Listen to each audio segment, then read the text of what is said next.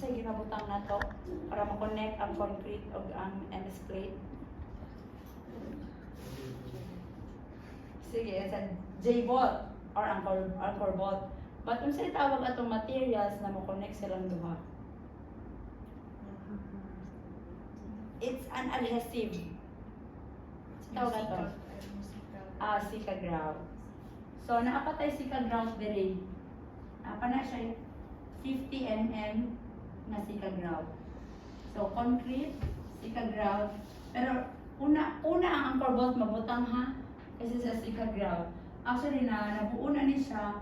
Naram na sila allowance sila na 50 mm din. Pag nabuo na ni siya, nabutang na siya, na-place na, ibuhos na dahil itong sika grout. Kaya ang sika grout ng good siya ang mo-fill in sa mga dili, kaya i-fill in sa concrete.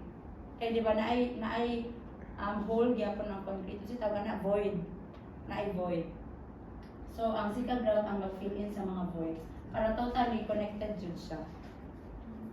So, muna siya ang purpose sa sika grout. So, this is MS plate. MS plate ni. MS plate ni siya. This is the I-beam. Unsa ang pag-connect sa MS plate of I-beam? Full weld. Unsa ang pag-connect sa I-beam of MS plate? Full weld.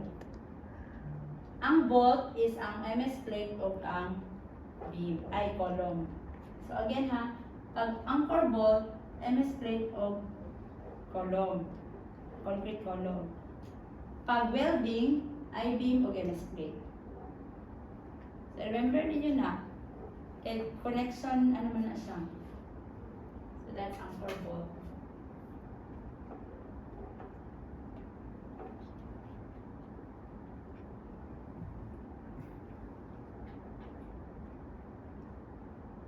Next is this.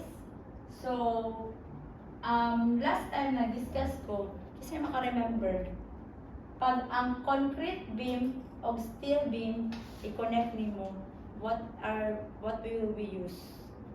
An adhesive also. Kung sika grout ang column na I-beam o concrete, pag concrete beam o steel beam, we will use the epoxy.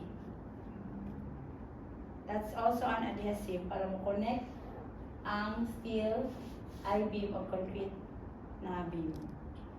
Kaya di man ka pwede magsika grout ani kay mataagak man ang sika grout. Liquid po. Yeah, liquid siya. Ay, di siya totally liquid but mura siya Liquid siya kanang sa epoxy po.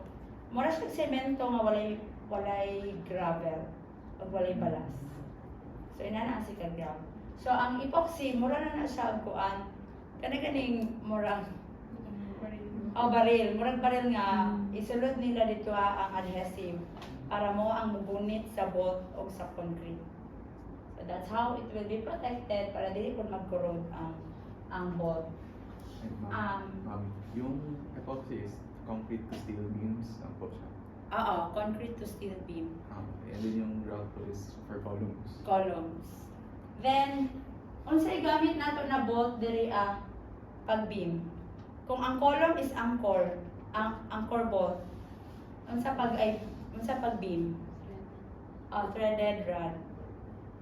Threaded rod ang gamit. So, yun yung nakalimte ha. Basic na siya. Threaded rod. Asa gamiton ang threaded rod? Beams. Concrete beams, steel beams. Ang anchor bolt, concrete column, steel column.